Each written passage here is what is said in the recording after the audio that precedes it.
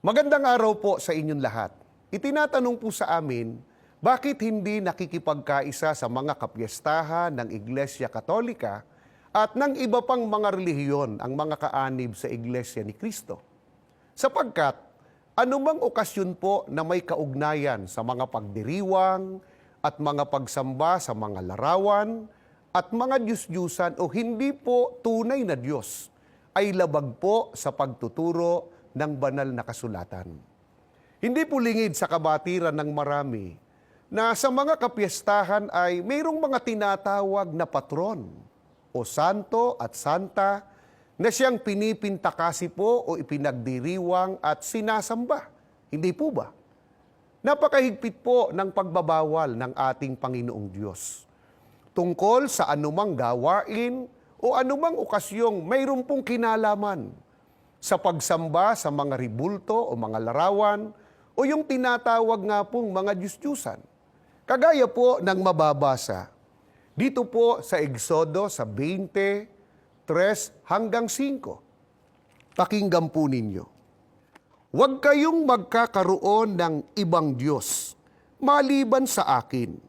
Huwag kayong magkakaroon ng Diyos-Diyusan o kaya'y larawan o ribulto ng anumang nilalang na nasa himpapawid, nasa lupa o nasa tubig. Huwag kayong yuyukod o maglilingkod sa alinman sa mga Diyos-Diyusang iyan, sapagkat akong si Yahweh ay mapanibughuin.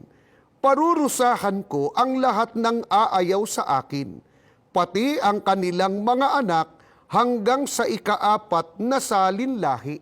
Hindi po pumapayag ang Diyos na sa anumang okasyon o gawain ay iuugnay ang pagpupuri sa Kanya ng tao sa mga larawan o kaya ay sa mga imahen o mga ribulto o kaya yung tinatawag nga po nila na mga patron o santa o santo.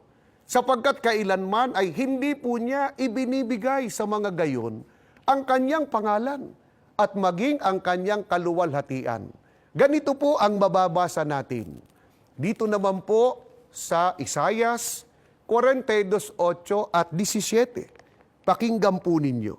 Ako ang Panginoon na siyang aking pangalan, at ang aking kaluwalhatian ay hindi ko ibibigay sa iba, o ang akin mang kapurihan sa mga larawang inanyuan.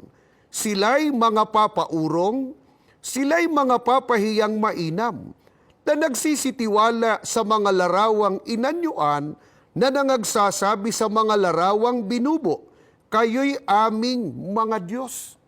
Mga mahal po naming taga-subaybay, narinig po natin, ang Diyos po mismo ayaw po niya na ang kaluwalhatian po niya at Kanyang karangalan ay ibibigay po sa mga larawang inanyuan o yung mga Diyos-Diyusan. Salamat po ng marami sa inyong pagsubaybay. Hanggang sa muli po nating pagkikita-kita dito po sa programang Tanong at Sagot.